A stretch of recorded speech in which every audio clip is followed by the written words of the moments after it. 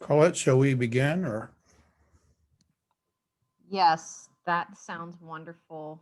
Okay, we'll get going. Good afternoon, everybody, and um, uh, we'll try to make this technologically smooth, but bear with us as we move through it. I'm Mark Nykirk, and I direct the Scripps Howard Center for Civic Engagement at Northern Kentucky University, and with me is Dr. Brian Hackett, who teaches and directs our public history program in the Department of History. And our presentation today really is about finding and telling a lost history in our community.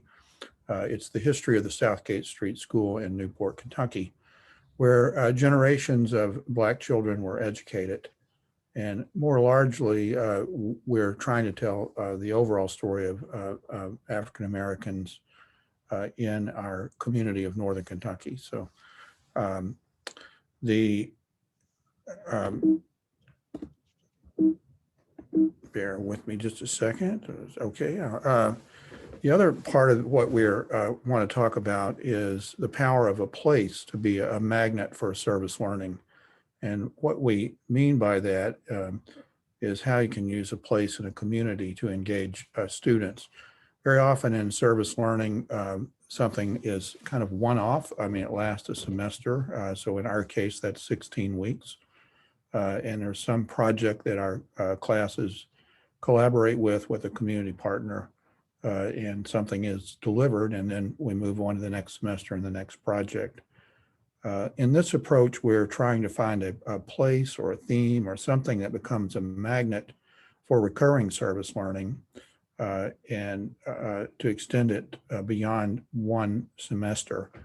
Interestingly, the origins of this idea began in this network, the Greater Cincinnati Service Learning Network, when the planning committee several years ago came together and said, how can we have a collective impact? And the notion was that we would, in our communities, look for a census tract that we might be able to focus on. So for NKU, we said, let's see if we can determine the most distressed census tract, if you will. And so we asked some demographers to give us some data on that, looking at things like poverty rates, home ownership, education levels, and an indicator that now doesn't surprise anybody, but it did at the time.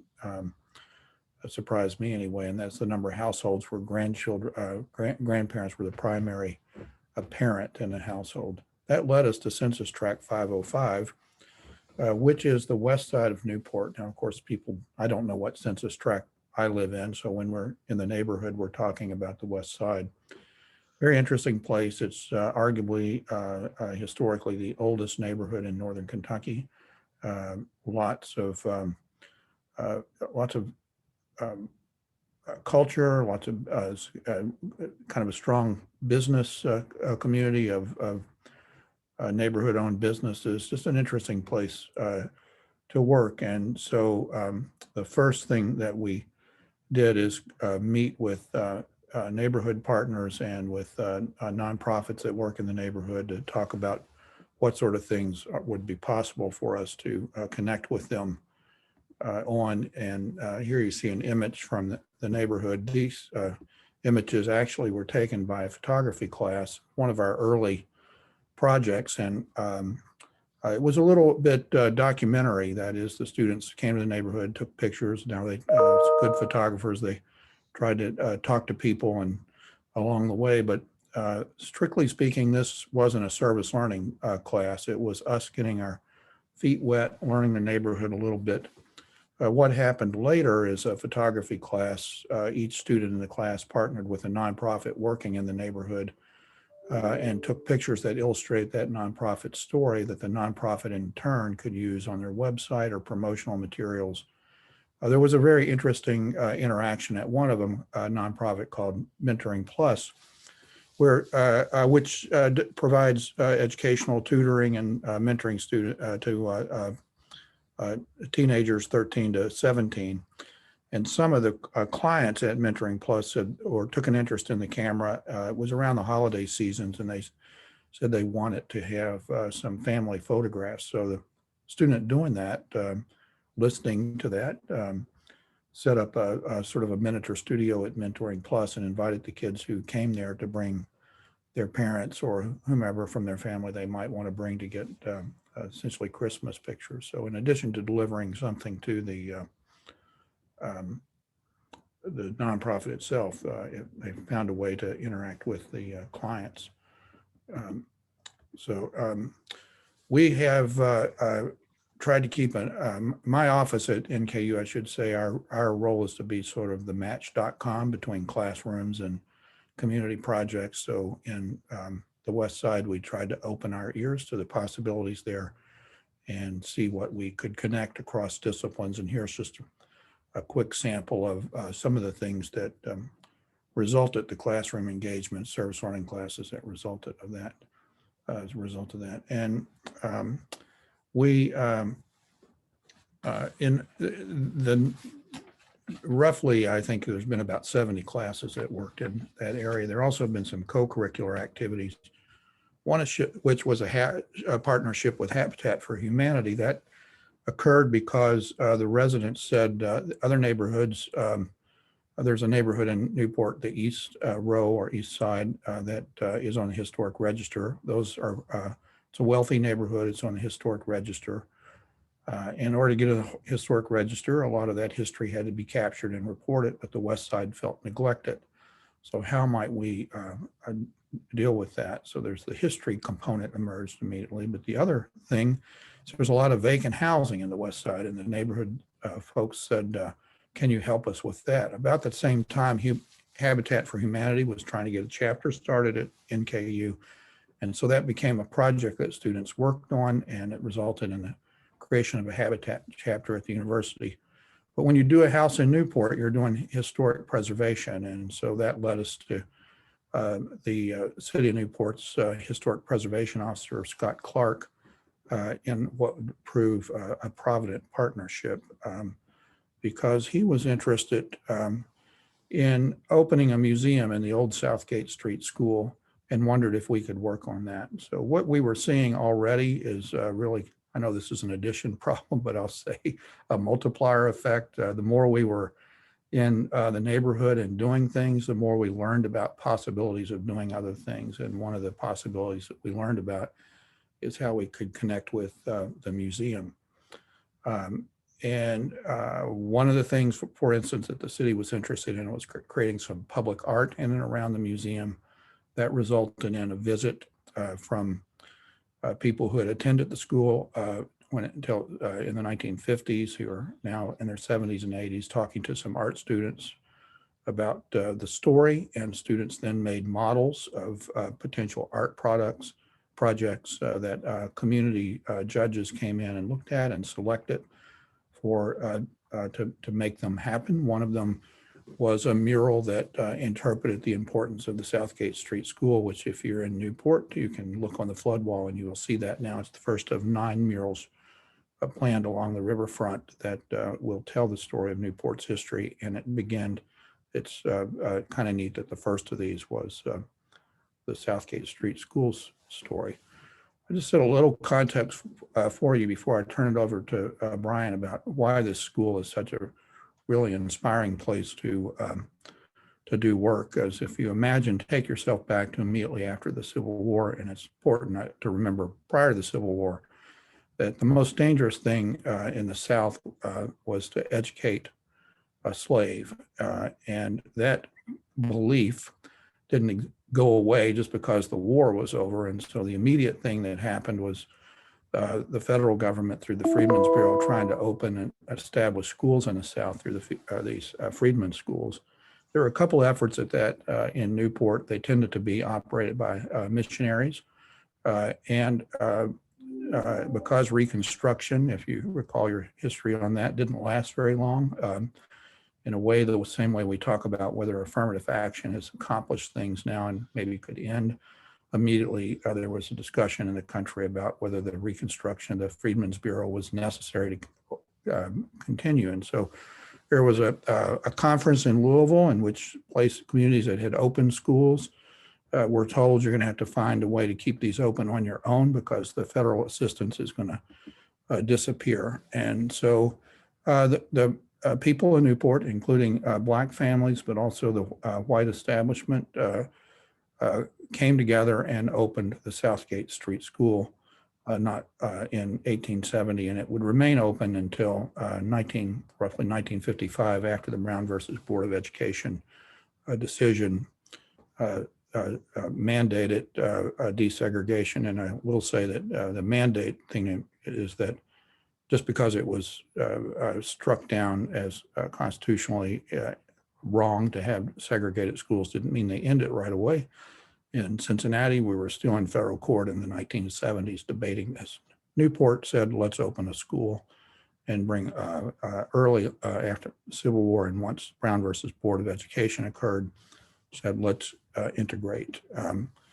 Another important piece of context I just ran across the other day that I think contributes to what the inspiring story of this school is, that it wasn't only against the trend in terms of educating Black children. It was also against the trend of what was happening in public education in Kentucky at the time. We were closing schools, not opening schools, across racial boundaries.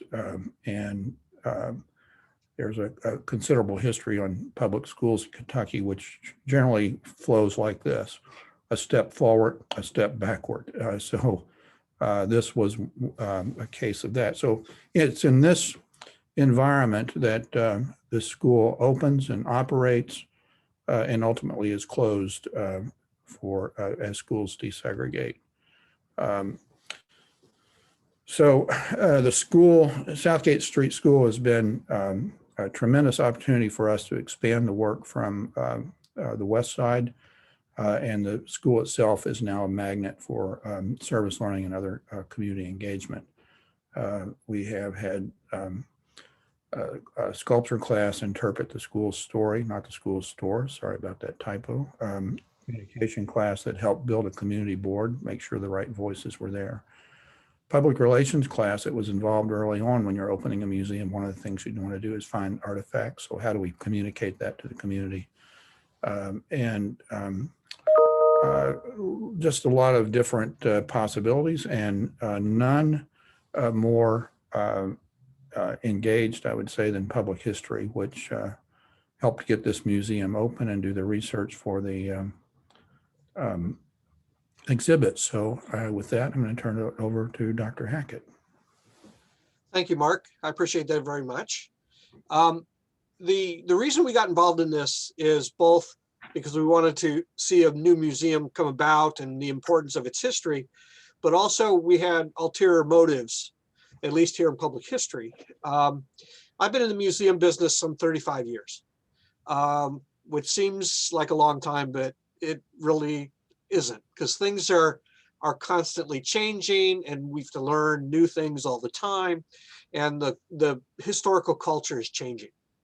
And I'm of a personal belief that one of the reasons our country is kind of in a mess right now is because we haven't been doing our history correctly. We've allowed myth and we've allowed falsehoods and things to exist. And this falls completely, I believe, under the realm of public history, because public history is where the public gets its history. This is history outside the classroom.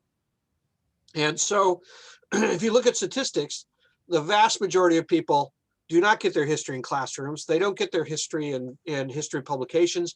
They get it in museums, they get it in television, they get it from their parents, whatever, but they don't get it in traditional ways. And so when Mark approached us, and Scott Clark, who is the preservation officer for the city of Newport, approached us and said, we would like to work to turn this building into a museum, we jumped at the chance. I mean, as I tell my students, nobody's going to ever ask you in a job interview for a museum, an archive, historic preservation job, historic site management, or anything. They're never going to ask you what you've read on the subject. They're going to know what you've done. You know, what have you done with collections? What have you done with exhibits? What have you done with education programs? What have you done with marketing, that kind of stuff? And so my philosophy in our program is to get as much hands-on as possible. Fortunately, the Southgate School has given us that in abundance.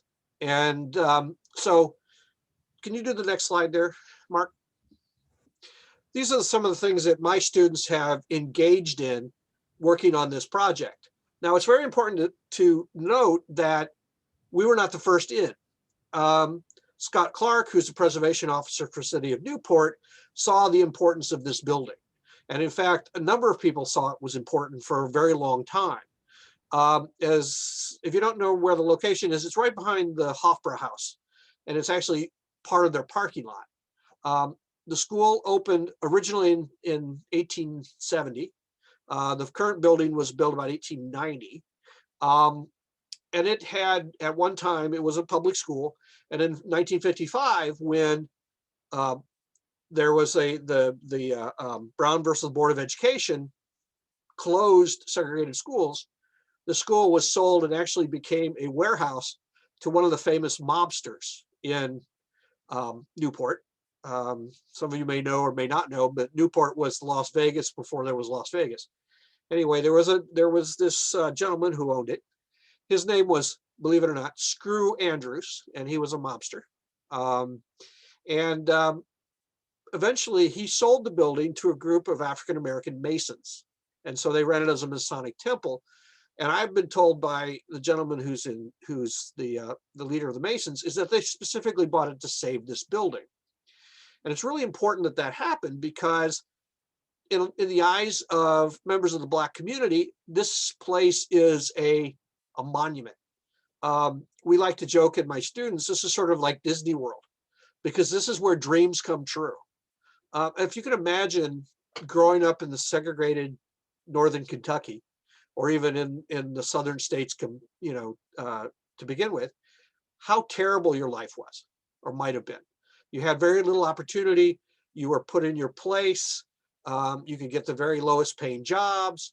You were discriminated against. You couldn't go to movie theaters, all the things that we've grown to recognize. Well, here in the walls of this school, you could be anything. And in fact, we have said that there's oral history there that we did. And one woman said that within those walls, I could do anything. I could ask anything. I could be anything. And then when she transferred in 1955, when she transferred from the Southgate School to the public school, which was just the integrated public school that was just down the block, she was told she had to sit in the back.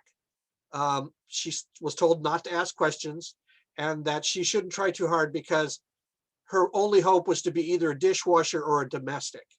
And in fact, she kept asking questions. The teacher actually taped her mouth shut. So that didn't happen in the Southgate School. So our students got involved. First, we were involved in exhibits, which included doing research and oral histories. We got involved because we're turning this into a museum. We were doing collections management. We set up a collections policy. We set up a collections storage area. We set up a cataloging system. One of the things that we helped them do is to create a governing document system and appoint a board of directors. So we have an operational manual that was written by students. We have collections policies that were written by students. We have use policies that were written by students. We put together docent training manuals. We actually provided physical labor. We spent a day cleaning the basement. One thing about public history is there is no job that's beneath you. And remember, people vote with their feet. So you've got to do what you can to get people in the door and to get them to stay there. So that means if you have to fix a toilet, you have to fix a toilet. The board of directors that was set up actually has representatives of my program on it. Students are allowed to serve on the board of directors. We were involved in long-range planning and historic preservation. But briefly, let's talking about the exhibit. Mark, do you have that video this is part of an oral history video that we did with one of the former students. And what we did is we recorded this woman and then we set up a projection so that as she's talking, she sort of fades into a child and the child takes over reading the narrative. So it's sort of like a step back in time. And this is a very powerful video. In addition, we gathered so much information that actually shocked my students about what this woman had to go through. So Mark, if you got it. When you come in the front door, the first room is Miss Patton's room. And Miss Patton taught the first and second grade. When you go north and go out that door, Miss Patton's room, you go out into the hall and you can go into Miss Bond's room. Miss Bond's room was the third, she taught the third and fourth grade. You come out of Miss Bond's room, you come back and you go up the steps and you go up to Miss Bruce's room, which is on the right. She taught the fifth and sixth grade. If Miss Bruce told you to jump, you said hi on your way up. Miss Bruce did not play. When you come out of Miss Bruce's room, you knew something. Even the baddest kid there knew something because Miss Bruce didn't take nothing off the boys nor the girls. Miss Bruce was a good teacher. You had to do your work in Miss Bruce's room. Now, if it wasn't for Miss Bruce, I wouldn't know that. In her class, you worked. You don't get to mess around. You get the assignment and then you worked on it till class was finished. But you don't let her know you get finished early. Miss Bruce is tough, but not like Miss Pat and my first grade teacher.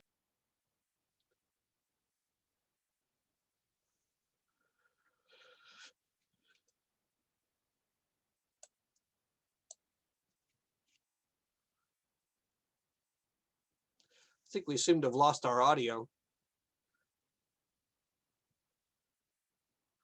But you've got to get the idea. I'll bring it back. You I'm have sorry. all three bases and home plate in there. Baseball was just like baseball. Let me just back up to that. You will get pinched. We have fun here, though. When it rains, we play a game called fistball. It's just like baseball, but we use our hands. We play it in the girls' bathroom and sometimes in the basement. We can even fit all three bases and home plate in there. Fistball was just like baseball. You just ball your fist up when the ball comes, a rubber ball, you hit the ball, hit first base, second base, third base, and home plate. And then we played hopscotch. So we jump rope and play hopscotch outside on nice days. The neighborhood is a mixture of houses and flats. There are stores and businesses here too. I love when Rory's hot dog cart comes by at lunch. He sets up right outside of school. Those are the best. If we don't eat at Roy's hot dog cart, then we go to Steven's convenience store and buy slices of cream American cheese and some of that good bologna. Then we walk over to the old bakery and buy a cream-filled donut, wrap it in the bologna and cheese. That is so good. And you can buy all of that or Roy's hot dogs for just the change in your pocket. If you don't eat around the school, then you can go back to your house and eat there. But if you do, you better be back to school on time because they don't mess around with the rules. You get the idea. We wanted to have it so that not only was this woman speaking about her life, but we wanted to be able to put a child's voice on it in order to have the connection with the audience. And it worked out very well. And in fact, a lot of people said that was the highlight of the exhibit. One of the challenges that we faced was that in order to make this museum possible, we have to serve a lot of masters, so to speak. We have to talk about the school and the people that went there. We, of course, have to talk about African-American history in the community. We also have to talk about general history of the community, Newport, the city of Newport. Also, we had to talk quite a bit about historic preservation.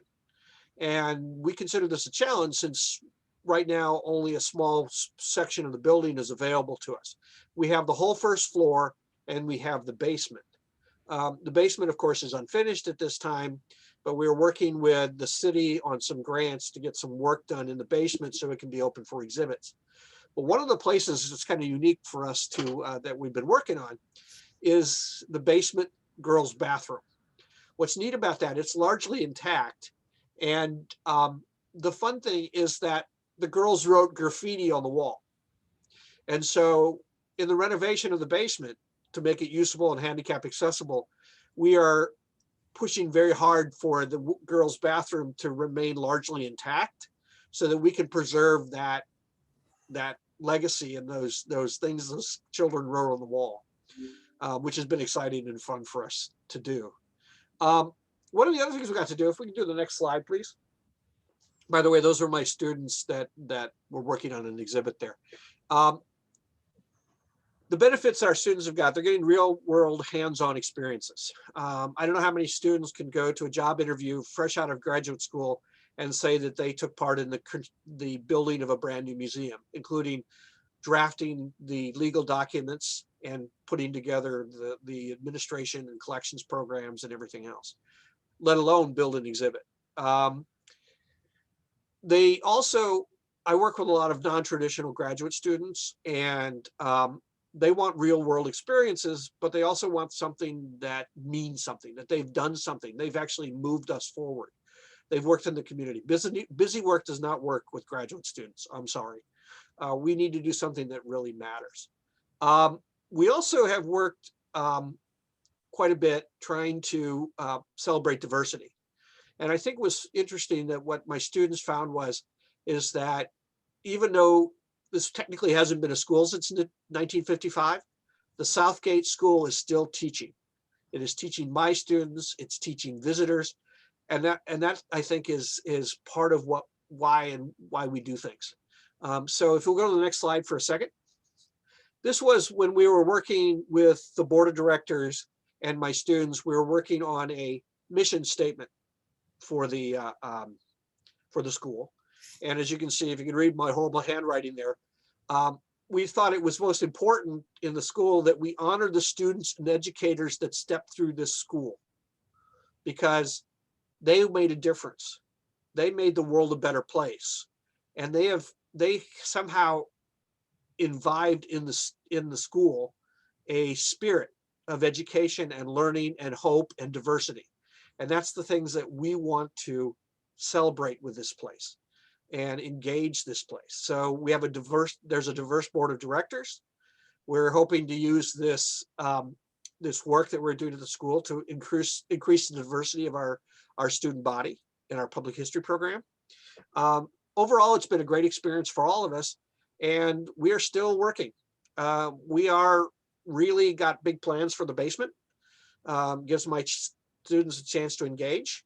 It also has led to other projects within the community in Newport and surrounding area that are linked to this museum or to this site, and we're continuing to engage, and it's been exciting for us. Next slide. So we like to think of the Southgate Street School as a place of dreams, that not only did it serve a purpose in educating people and getting started at a time that was very difficult, but we see it still as an educational institution. And we see it as an opportunity for not only our students, but for the community to engage with its past in a positive way. So I understand we only have a couple more minutes. I'll open the floor for questions. Mark, would you like to add anything?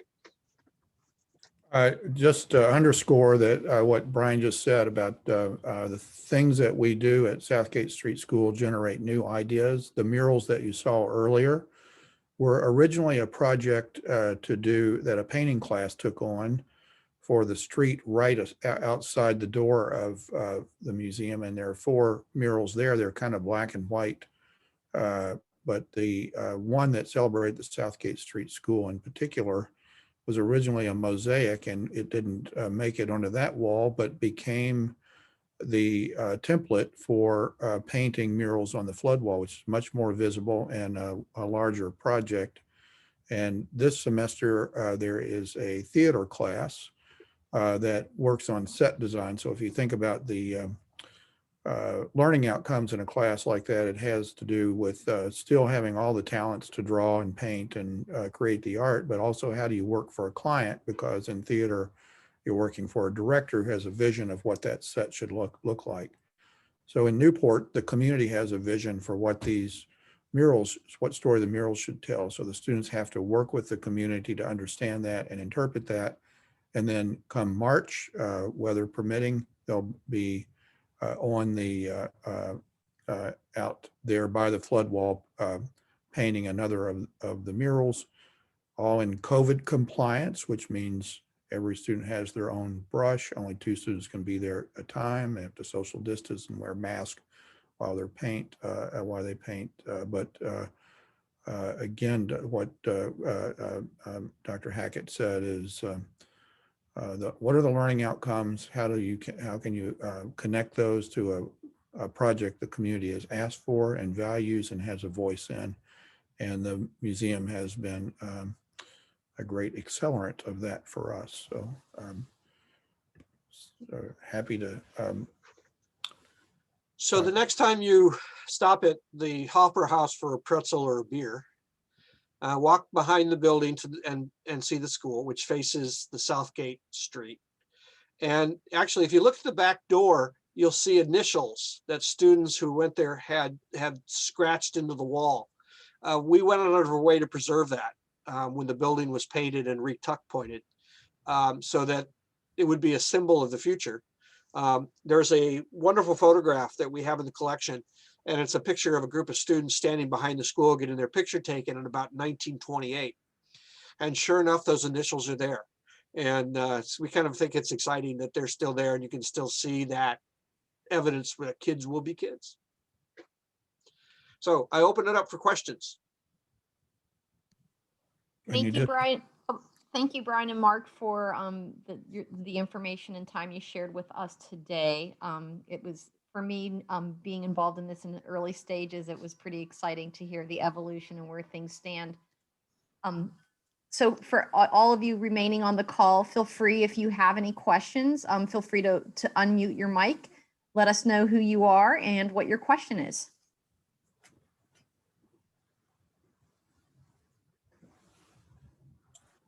I like the video of the child going back, with the woman who was an attendee at the school. And can you tell me a little bit about how that was made? Yes. What we did, of course, we did an oral history with the woman, and we filmed it. And then one of my students, David Killian is his name, who had a background in visual, audio-visual technology. He also has connections to the theater world and was able to get sort of the daughter of a friend to play the little girl she was an actress, and she volunteered to play the woman as a young person.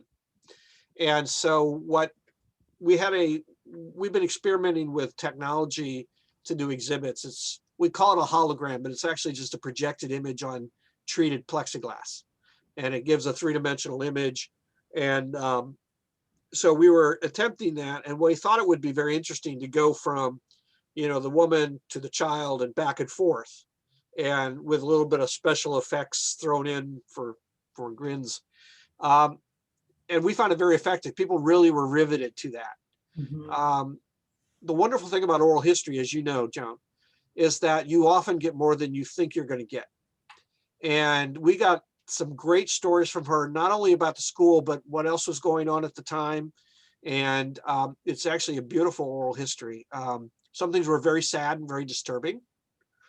Some things were very strong and very uplifting. But we wanted to share mostly about the school because this was the first inaugural exhibit at the school. Unfortunately, we didn't have a lot of space because we had to talk about too many subjects. We talked about the school, we talked about diversity, we talked about local history, we had a section about the Sin City days, because everybody wants to know about the gangsters and the murders and the speakeasies and the prostitution and the high life that was going on. And then we also talked about the renovation of the school and historic preservation. So, but the high point was definitely the video, because it really makes the school come alive.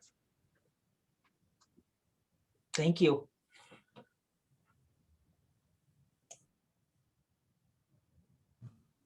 It looks like we're going to be closing out here in about 2.5 minutes. But Brian, I have a question for you. How do you feel that diversity, equity, and inclusion work is changing the field of public history?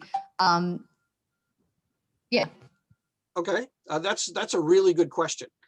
And it's, at least in my knowledge of my career, museums have been dominated by people that look like me.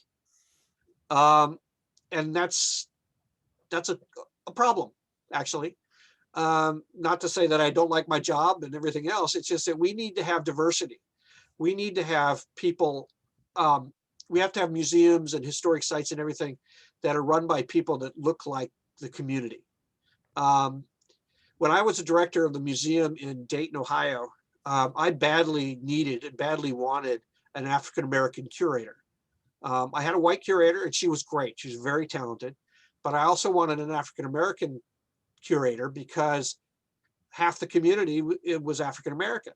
And I wanted somebody that they felt comfortable relating to, that people felt comfortable relating to. Not only that, diversity brings different perspectives. And that's why we have so many museums in this country that are dedicated to rich old white guys. We need that. We need to change the voice. We need to change the narrative. And I'm excited because I see more and more of my students, women and people of color and, people of different gender persuasions and everything, getting engaged and getting involved. And it is the best thing. I'm so excited about it.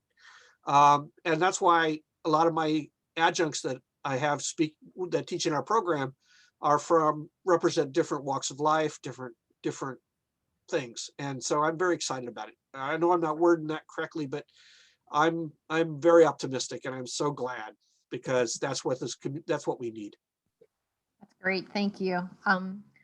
Well, thanks everyone again. There are just a few minutes left before this session closes out. Please join us back in the main Zoom room so we can conclude our conference. But again, thanks Brian and Mark. And if Joan and Indy are still on, we thank you as well for the first session. Have a great weekend, everyone. Thank you all for coming. Good job, Mark. Thanks.